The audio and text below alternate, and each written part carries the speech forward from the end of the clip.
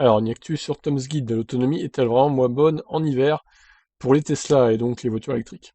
On dit souvent que les voitures électriques voient leur autonomie chuter durant l'hiver, et c'est vrai, hein, je confirme.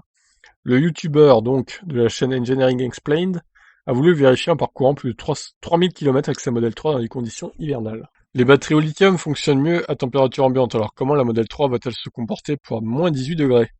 Moins 18, wow.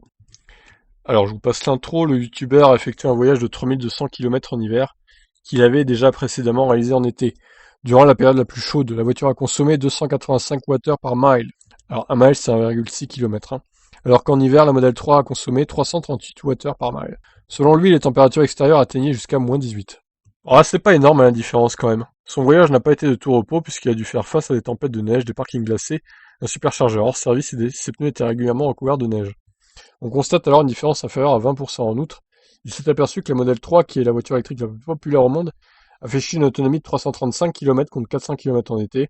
Au final, cette baisse d'autonomie correspond à peu près aux chiffres des voitures à essence. En effet, selon fueleconomy.gov, les voitures à essence seraient environ 15% moins efficaces par temps froid. Le youtubeur a également voulu tester les temps de charge de sa Model 3 en hiver et a découvert que celui-ci était identique au temps de charge l'été.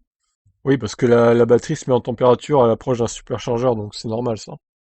C'est une bonne nouvelle, surtout s'il faut se rendre au superchargeur plus régulièrement à cause de la baisse d'autonomie. Cependant, même durant l'hiver, la Model 3 dispose d'une autonomie un peu plus généreuse que de nombreuses voitures électriques concurrentes. De plus, celle-ci garderait 4,5% d'autonomie en réserve pour ne pas tomber en panne. Si les Model 3 vous intéressent, voilà, ils ont baissé leur prix. Voilà, bah, écoutez.